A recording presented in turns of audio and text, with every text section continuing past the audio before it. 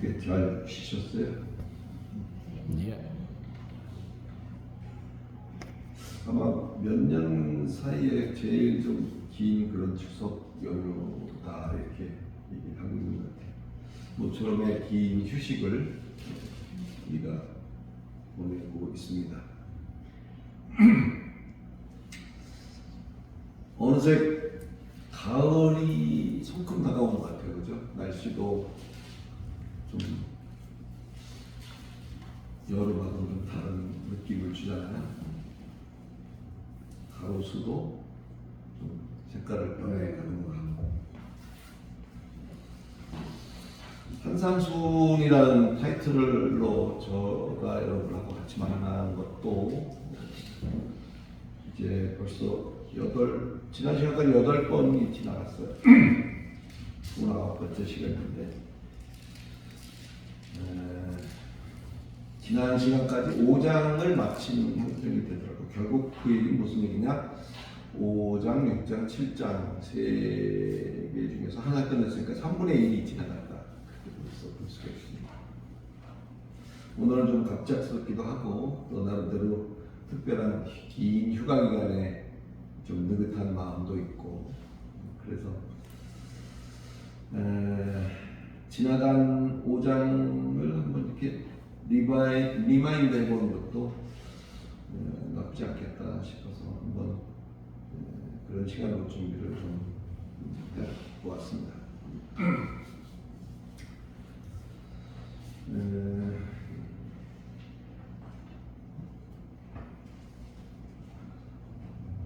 성경을 늘 우리가 매일 읽고 싶은 마음은 간절하죠. 근데 사실 성경을 손에 놓지 않고 매일 읽는 것은 그렇게 녹록하진 않아요.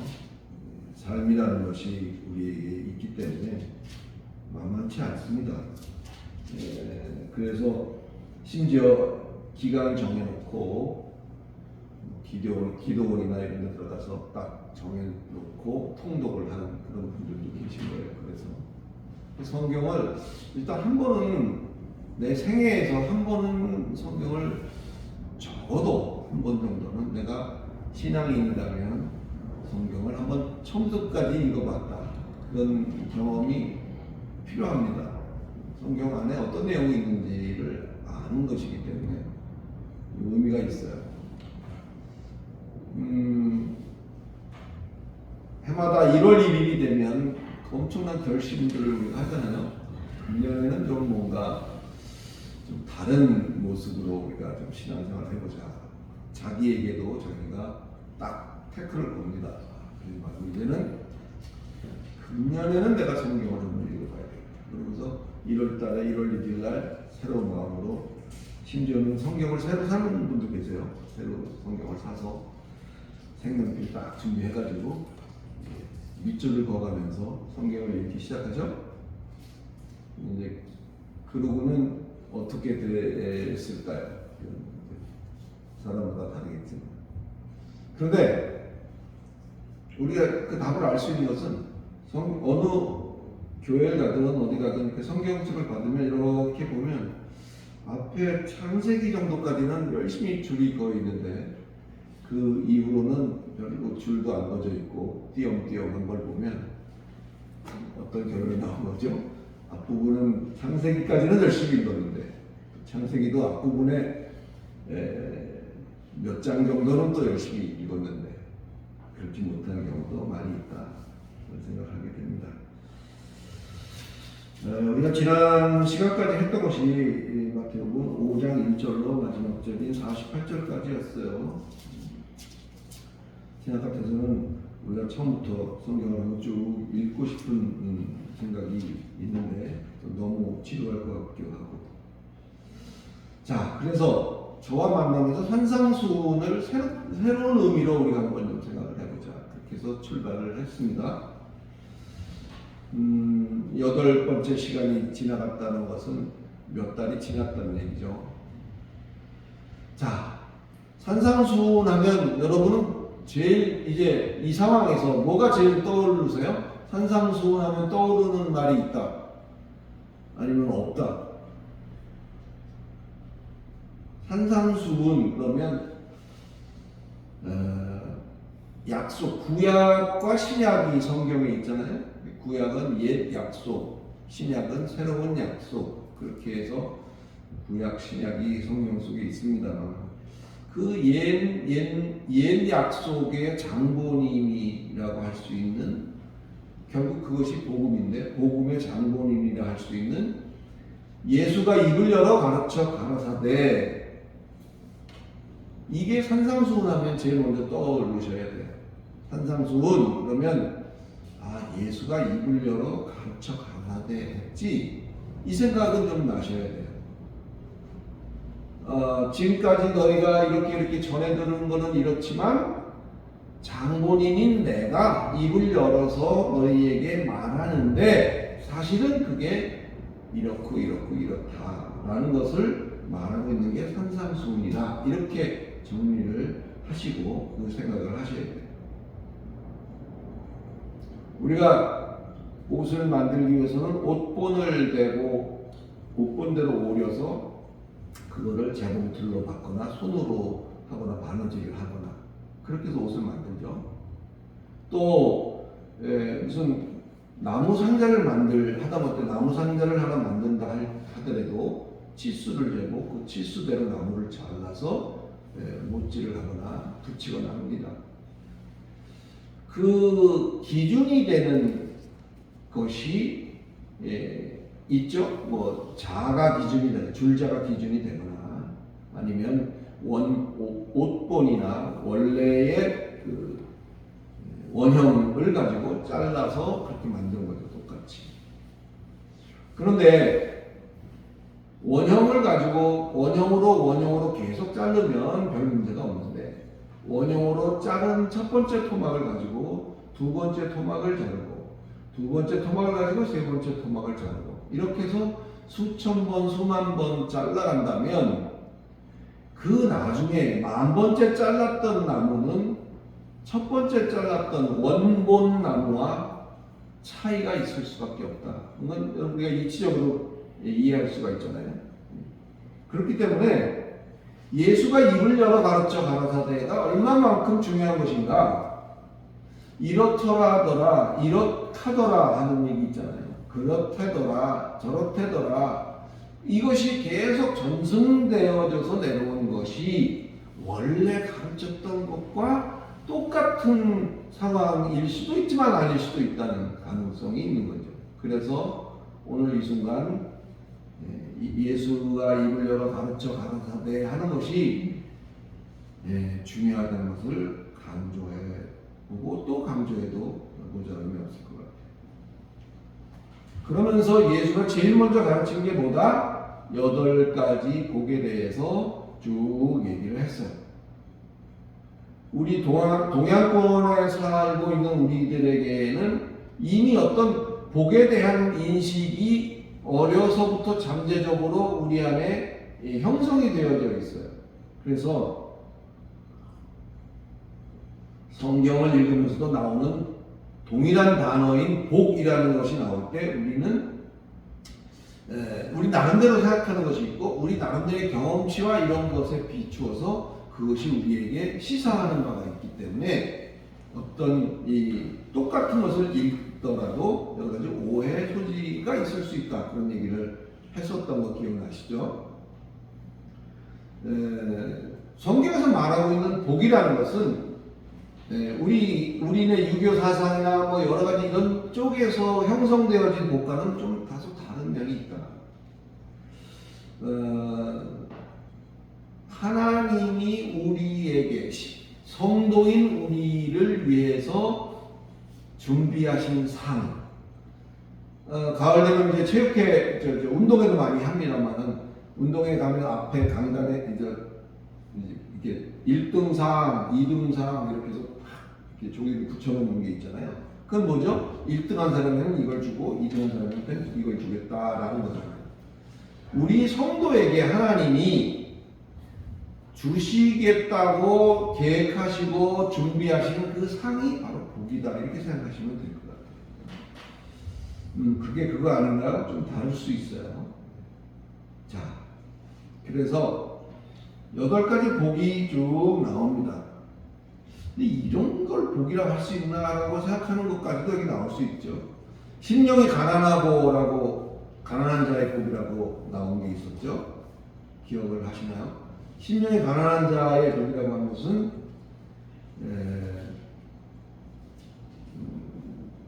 가난하다는 말이 푸토코이라는 말의 번역이라 했어요. 내가 하고 싶은 대로 하는 게 아닌 것을 가난이라고 한 거예요.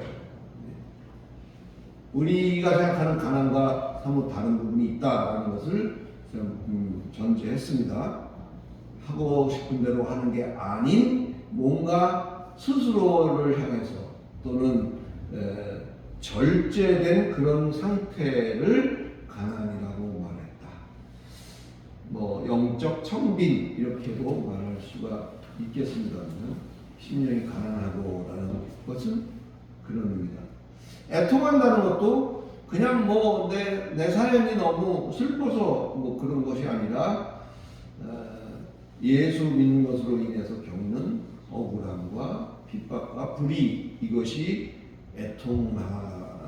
그것으로 말미암은 애통함이 여기에서 말하고 예수가 말하고 있는 애통이다. 그런 얘기를 했었고요. 온유하다는 얘기도 우리가 여기 나왔었죠. 온유하다는 것은 우리 정 목사님도 참 온유하신 그런 성품을 가졌죠. 저는 그 말 못합니다만은 뭐 사람 간의 관계성 속에서 무조건 부드럽고 순하고 인자해야 된다. 그런 자가 복이 있다. 이런 말을 하고 있는 게 아니라고 했죠. 여기서 말하고 있는 온유라는 말은 프라위스라는 헬라어인데 프라위스라는 말은 주인을 알아보는 맹수 같은 그런 의미를 그 안에 포함하고 있어요. 사자가 아무리 날뛰어도 그를 조련한 조련사 앞에서 순한 양같이 되는 것. 그것이 온유예요. 여기 성경에 말하고 있는 온유라는 말의 의미는 그런 의미입니다. 우리가 하나님이 아닌 하나님 앞에서가 아닌 사람들과의 관계성에서도 지금 인자하고 부드럽고 뭐 이런 것이 더 낫겠죠. 사람을 만나는데 되게 불편해요. 까칠해요. 우리가 까칠하는 말을 이제 많이 합니다만 그렇게 좋은 관계성은 아니죠. 대인 관계가 무난하지는 않은 거죠. 근데 그런 것만을 여기서 말하고 있는 것이 아니라 하나님과의 관계성 속에서 아닌 것에 대해서는 아니라고 할 수 있는 그런 아주 단호하고 강경할 줄도 아는 그러나 내 주인을 내가 알아보듯이 하나님 앞에서 내가 나의 태도 그것이 온유라는 표현으로 여기에 기록되어 있다는 사실을 우리가 봐야 됩니다. 의에 줄이고 목마른 자를 또 언급을 했었죠.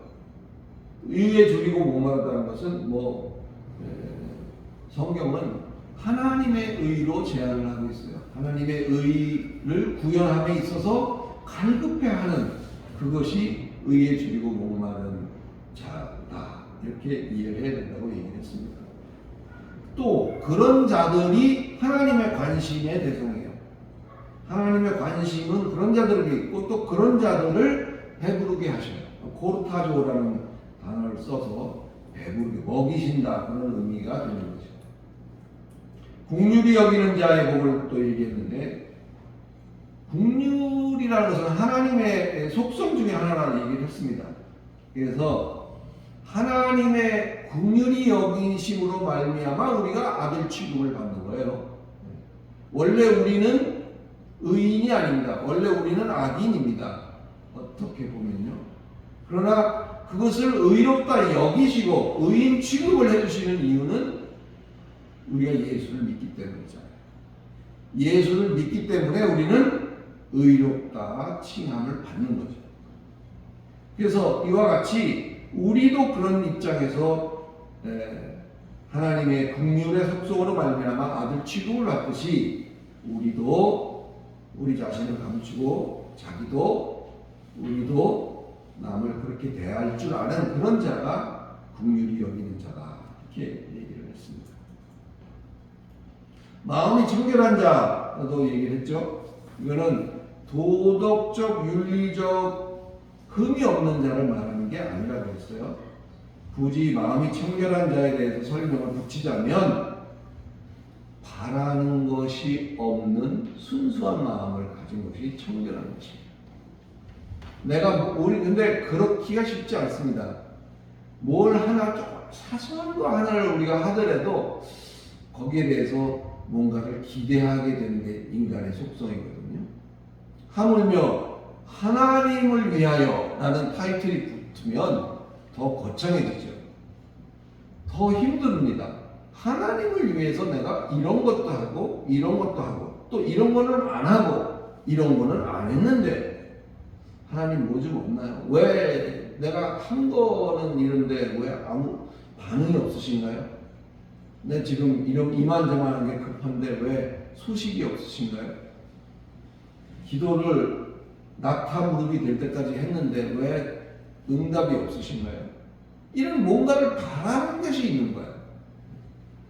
마음이 청결한 자의 복이라고 하는 것은 윤리도덕적으로 흠이 없는 걸 말하는 것이 아니라 하나님 앞에 순수하게 바랄 것이 없는 그런 마음이 청결한 자라는 것을 우리가 기억을 하시기 바랍니다.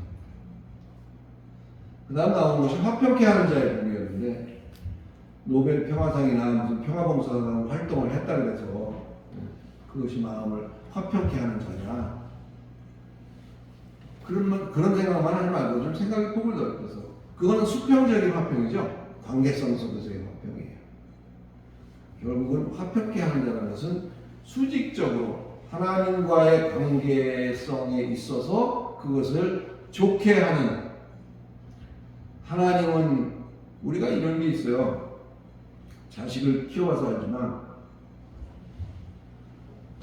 자식에게 아빠가 엄마에 대한 이야기를 할 경우가 있죠.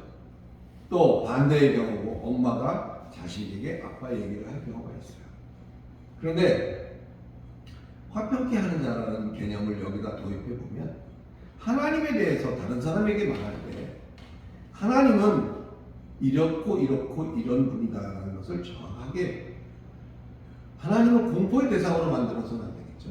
하나님은 그냥 놔두시는 분이 아니야. 이런 얘기를 해서 공포 분위기를 조성해서 하나님 앞에 바르게 서기를 원하는 것, 그것이 화평케 하는 게 아니고 하나님에 대해서 정평 정가를 내리고 하나님에 대해서 이야기할 수 있는 것, 그것이 화평케 하는 자다, 이렇게 설명을 해보았습니다. 의를 위하여 받는 핍박은 뭐 얘기할 거 없죠. 그 예수를 위해서 내가 핍박을 감내하는 게 아니라 예수로 말미암아 내게 부딪혀오는 핍박을 말하는 것이다, 그런 얘기했던 기억이 납니다. 그 다음에 나왔던 것이 소금과 빛에 대한 얘기였어요. 어떻게 하면 우리가 소금이 되고 어떻게 하면 빛이 될까, 이걸 고민하고 그런 행동을 하도록 하는 것이 아니라 우리는 이미 예수를 믿는 그 순간 소금이고 빛이다. 이미 소금의 역할을 우리가 똑바로 하지 않으니까 세상이 썩어가고, 소금의 역할을 제대로 못하니까 교회가 부패하고 세상이 부패한다. 따라서 어떻게 되느냐? 우리가 똑바로 행실을 해야 되겠다. 상당히 큰 교훈은 됩니다만은 원래 예수가 입을 열어 가르쳐 가라사대 하고자 했던 의도는 그것이 아니라 우리가 세상을 변화시키려고, 우리가 바르게 삶으로 말미암아 세상을 변화시키려고 할 것이 아니라 성도 각자가 그냥 자기의 삶의 현장 속에서 그렇게 사는 게 훨씬 더 중요한 일이다. 예수의 오심이 개혁을 위해서 오신 게 아니라 예수의 오심은 우리가 행해야 되는 그 일들의 의미를 좀 더 새롭게 일깨워서 성도 각자가 더 온전하게 하려는 의도라는 사실을 이렇게 기억해야 됩니다. 그런 자들에게야 비로소 천국이 의미가 있게 되는 거예요. 그런 자들에게 천국이 저희 것이다 이렇게 말했습니다. 요거 많은 좀 생각을 해보셔야 돼요, 여러분. 천국 무조건 다 좋을까요? 악인에게 또는 악인은 천국을 못 간다 할 수 있겠지만 악인에게는 뭐 다른 옵션이 있다 이렇게 말할 수 있겠지만 여러분 한번 우리가 의인이 아닌데 의롭게 되어진 우리가 얼마만큼 성화가 되느냐의 성화의 정도에 따라서 천국은 우리에게 지겨운 것일 수도 있고 즐거운 것일 수도 있는 그런 부분이 있다는 거 여러분 놓치지 마시기 바랍니다. 고기 먹고 싶은 사람에게 마음껏 고기를 먹게 하는 그것이 즐거운 것이지 고기를 먹고 싶은데 고기는 몸에 해로워. 채식을 먹어야 건강하다. 그리고 예를 들어서 채식만 냈다 주는 데가 천국이라면 고기를 좋아하는 사람은 어떻게 했어요? 천국 별론 거죠. 가봐야 야채밖에 없습니다. 이 말의 이 비유의 의미를 여러분 좀 음미할 수 있기를 바랍니다. 그래서 성화라는 것이 필요한 의미는 그러한 천국이 우리에게 어떤 의미로 그 천국을 받아들이고 내 안에 수용할 수 있는 실력을 키우는 것이 성화이기도 해요. 이런 표현은 처음 들어보셨을 수도 있습니다만 성화라는 것은 이 땅에 하나님이 성화할 수 있는 그런 기간을 우리에게 주신 것도 결국은 다가올 천국을 준비하는 그런 과정이라는 사실을 분명히 깨달을 수 있기를 그리스도 예수 이름으로 축원합니다. 자, 이제 그 이후에 이제 30절 정도 돼서는 또 패턴이 바뀌죠. 패턴이 바뀌어서 옛사람에게 말한 바 여차저차 하라고 한 것을 너희가 들었지만 나는 너희에게 이르노니 사실은 여차저차 한 것이다 라는 패턴을 가지고 쭉 얘기를 하기 시작했어요. 그래서 다루기 시작한 게 살인에 대해서 다루고 간음에 대해서 아내 버림에 대해서 맹세에 대해서 복수에 대해서 이웃과 원수의 사랑은 어떻게 해야 되는가에 대해서 그렇게 옛사람에게 말했던 말을 새롭게 이제 나는 너희에게 이르노니 이렇게 하라 라고 말하고 있는 패턴을 우리가 볼 수 있어요. 한마디로 말하면 이 패턴을 통해서 우리에게 강조하고 있는 것은 뭐냐? 자기 의리에 대한 경계입니다. 자기 스스로 의롭다 여기는 것에 대한 경계. 이것은 지금 예수께서 말하고 있는 산상수훈에만 해당되는 게 아니라 어쩌면 신약성경 전체가 바로 신약성경 전체를 흐르고 있는 큰 흐름이 바로 이 자기의에 대한 경계라고 해도 과언은 아닐 수 있어요. 그리고 우리가 걸핏하면 걸려 넘어질 수 있는 가장 흔한 것이 자기의에 대한 넘어짐입니다. 자기의에 걸려 넘어지는 것이 그건 너무 비일비재. 내가 뭘 했네 하지 말고 성경은 그래서 예수는 뭐라 그래요? 심지어 그냥 옳은 것을 옳다 하고 아니라는 것은 그냥 아니라고 하는 그것만이라도 좀 제대로 해라. 내가 뭘 하면 뭐 맹세를 해서 뭐 이런 걸 하지 말고 그래서 성경 이걸 가만히 읽으실 때 이 말을 기억하세요. 나는 했고 너는 안 했고, 나는 안 했는데 너는 했고, 이런 생각은 뭐라고요? 내가 너보다 조금이라도 낫다는 어떤 그런 우월감이라고요. 이게 우월감이라고. 여기에 걸려서 넘어지는 사람이 얼마나 많은지 몰라요. 저도 그렇습니다. 어떨 때 보면 그냥 나는 이게 되는데 너는 그게 안 되니? 이것 때문에 그것이 우리가 갖고 있는 그 자기의에 대한 걸림돌인 거예요.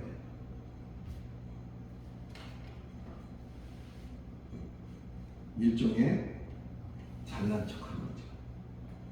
어때요? 여러분, 우리의 고착된 생각들을 좀 이제 부수고 생각의 폭을 좀 넓혀가기를 바랍니다.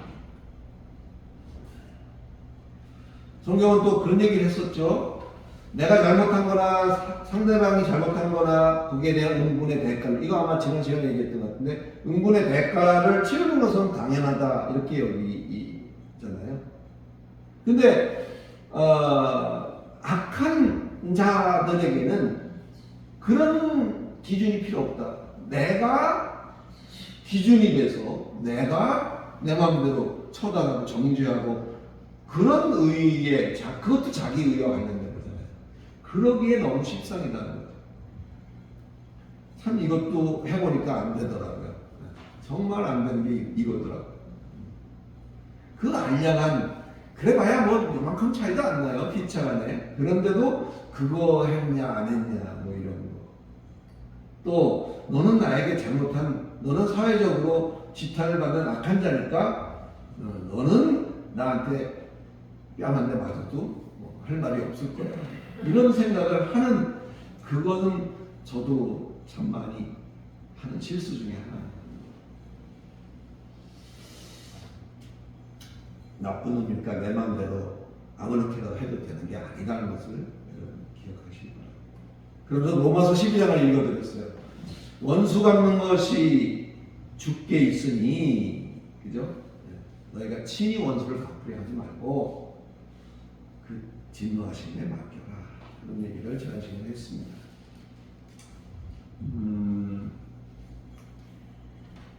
악한 자로서 결국은 그들 역시 주께, 하나님께 거기에 대한 보험을 받게 될 것이다. 그래서 우리는 신실하게 깨달은 대로 억울하거나 분해도 또 용서할 수 없어도 직접 대적해서 따지고 뭐 직접 처단하고 처벌하려 하지 말고, 그래서 우리는 우리의 행할 바를 묵묵히 믿음으로 감당하는 것이 우리가 선택할 수 있는 최선의 방법이다. 그런 얘기를 지난 시간에 했던 생각이 납니다. 그래서 이게 이제 그러고 나서 시작되는 게 이제 오늘 6장이에요. 오늘 6장인데 6장 1절로 4절을 한번 오늘 본문을 삼아보겠습니다. 우리 지정 낭독자 그래서 한번 읽어주십시오. 마태복음 6장 1절로 4절까지만 먼저 부탁드릴게요. 하나님의 의를 그들 앞에서 너희 행하지 않도록 주의하라. 그리하지 아니하면 하늘에 계신 너희 아버지께 상을 받지 못하느니라. 그러므로 구제할 때 외식하는 자가 사람에게서 영광을 받으려고 회당과 거리에서 하는 것 같이 너희 앞에 나팔을 불지 말라.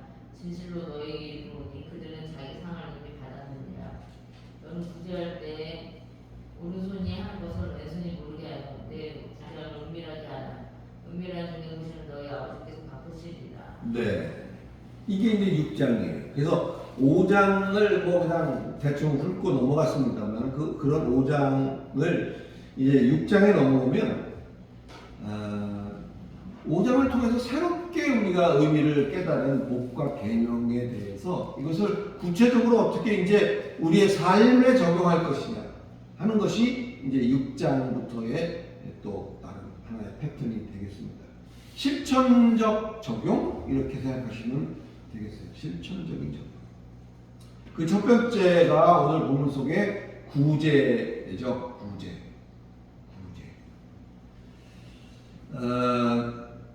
나라님도 뭐 그런 말이 있었는데 갑자기 생각이 안 나네. 나라님도 가난한 사람을 부자로. 그렇죠. 그 얘기죠. 네. 그 얘기가 그만큼 사실은 오래된 하나의 명제이기도 하고요. 구제라는 것은. 근데 오늘 성경에서 예수께서 말하는 것은 그래요. 이것을 행함에 있어서 우리가 주목해야 될 것을 여기 말씀하고 있어요. 그것이 뭐냐? 역시 의에 대한 우리의 태도입니다. 의에 대한 태도. 의라는 것은 뭐냐? 비카이오 시네라고 말해요. 헬라어로는 비카이오 시네. 그것이 이제 의로움, 덕, 선, 친절 뭐 이런 거 그런 의미 맞아요. 이 의가 행동으로 표출된 것 그것이 구제인 거예요. 그 중에 하나가. 의가 행동으로 표출된 것 중에 하나가 뭐다? 구제다. 이렇게 생각하시면 되겠습니다. 본문은 가장 핵심적인 내용을 1절에 적고 있습니다. 사람에게 보이려고 그들 앞에서 너희의 의를 행하지 않도록 주의하라. 그리하지 아니하면 하늘에 계신 너희 아버지께 상을 받지 못하느니라. 의를 나타냄에 있어서 그것이 너희 의가 되지 않도록 어떻게 해라? 주의해라. 구제하셔야 돼요. 나라님도 못하는 거지만 우리는 해야 됩니다. 꾸준히. 또 해도 표도 안 나죠. 이만큼에서는. 그렇다고 포기하지 마시고 구제하셔야 돼요. 하되 어떻게 해야 된다? 단서가 붙잖아요. 너희 의가 되지 않도록 해라. 사람의 의가 되지 않도록 해라. 자기 의가 되지 않도록 해라. 하나님의 의로 행하도록 해라. 보란듯이 떠들어대며 하는 것이 제일 싸구려운 거 아시죠? 나 했어, 했네. 또는 사람 불러 모아놓고 이렇게 하는 거. 이게 제일 저급한 구제예요. 우르르 몰려든 사람들에 의해서 그 자리에서 공치사로 끝나버리고 마는 거죠. 이해가시죠? 그래서 이걸 제일 싸구려 하는 거예요. 그럼 어떻게 하라고요? 성경은 은밀하게 하라. 은밀하게 하라. 오른손이 하는 걸 왼손도 모를 정도로 은밀하게 하라. 이게 은밀의 극치죠. 은밀의 극치입니다. 근데 그게 가능하겠어요? 왼손이 하는 거 오른손이 모르게 하실 수 있는 분 손 들어보세요. 우리 한 몸에 붙어있는데 그걸 어떻게 몰라요? 이게 바로 우리의 몸의 두 손이 아니라는 것을 여러분 놓치지 마세요. 세상에 두 부류가 여기에서 말하는 오른손과 왼손이라는 사실을 기억하시기 바랍니다. 어떤 일을 행하면서 오른손으로 행한다는 것은 옳다, 바르다 그런 뜻이라고 했죠. 뭐가 옳고 바른 거예요? 하나님의 은혜로 진리의 영의 인도를 받아서 하나님의 베푸신 은혜로 감당하는 것, 그것이 옳은 짓이고 그것이 바른 짓이고 그것이 오른손으로 하는 것이다. 할렐루야. 왼손은 뭐예요? 그 반대잖아요. 좌편. 뭐 우리 정치나 모두 좌편 우편이 있는데 어떤 게 좋다 나쁘다가 아니에요. 왼손은 이 성경이 갖고 있는 의미는 옳지 못한 것, 옳은 것이 오른손이면 왼손은 외져 있는 거죠. 바르지 못한 것, 그른 것, 그것이 왼손이 하는 일이 됩니다. 은혜보다는 그래도 뭔가 노력과 남다른 수고로 말미암아 이렇게 하는 것이라는 생각이 왼손으로 하는 게 된다. 그 말입니다. 할렐루야. 그럼 모르게 해야 되는 이유는 뭘까요? 모르게 해야 되는 이유는? 그 구제하면서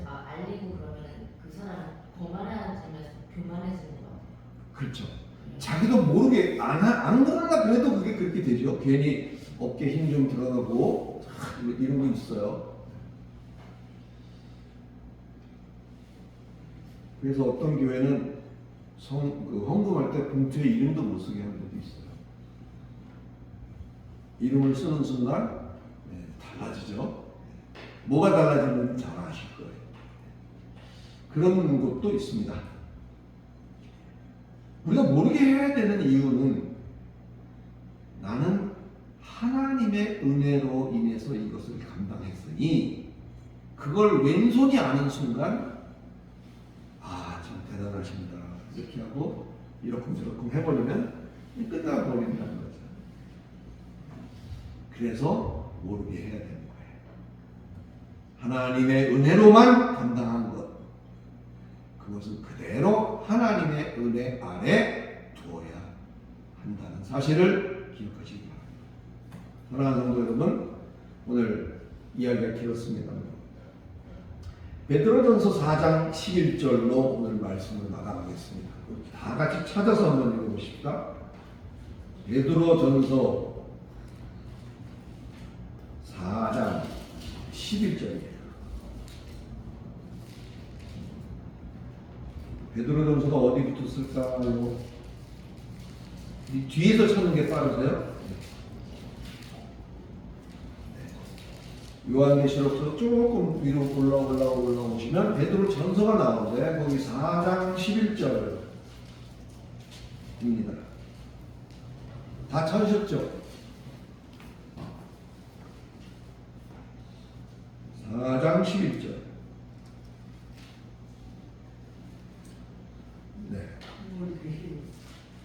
네, 서부터 거꾸로 올라가시면 오늘 요 말씀은 우리 임 선생님께 한번 읽어주시기 부탁드리겠습니다. 좀 특별한 의미가 있으니까 거기 한번 4장 11절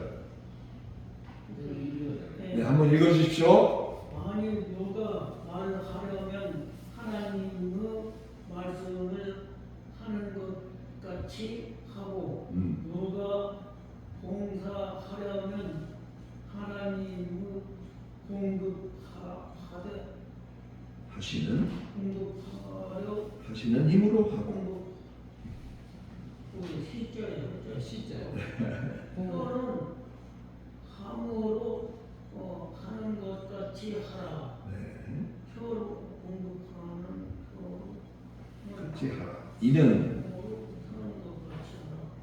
힘으로 하는 것 같이 하라. 네, 이는 그 다음에 이는 여기 힘으로 읽어보세요. 네, 이는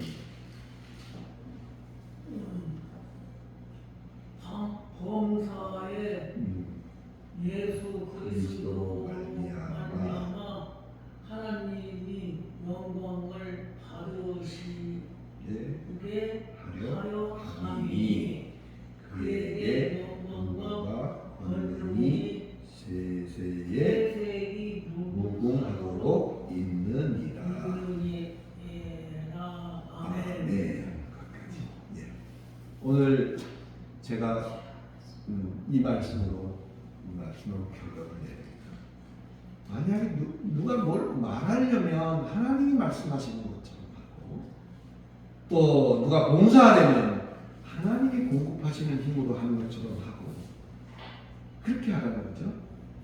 그것이 예수 그리스도로 말미암아 하나님이 영광을 받으시게 하는 거다. 할렐루야. 그렇게 하십시다. 기도하겠습니다. 거룩하신 하나님, 은혜를 감사합니다. 추석 명절을 맞이해서 긴 휴가 속에 있습니다. 평소에 못했던 일들도 좀 꺼내서 해보고 평소에 못 만났던 분들도 찾아 만나보고 그렇게 서로가 안부를 묻고 건강을 확인하고 또 그리스도 안에 서로 있음을 확인도 하고 또 그러지 못하는 분들에게는 또 그리스도를 전할 수 있는 기회도 되는 이러한 참 흔치 않은 휴가를 보내고 있습니다. 하나님, 이제 산상수훈을 우리가 만나고 그 약속의 장본인이신 예수께서 입을 열어 우리에게 말씀하셨던 그 내용들을 잊어버리지 말게 하시고 하나라도 우리 마음 가운데 이게 담을 수 있도록 하나님 도와주시고 마음에 담은 그것이 우리의 가치의 기준이 되어져서 우리의 행동이 바뀌고 생각이 바뀌고 또 이웃을 대하는 또 내가 자기 의로 걸려 넘어질 때마다 넘어질 수 있는 환경이 될 때마다 이 말이 생각나서 잘 신앙생활을 감당해 갈 수 있도록 하나님 용기를 주시고 도와주시고 인도해 주시옵소서. 예수 그리스도 이름으로 간절히 기도드리옵나이다.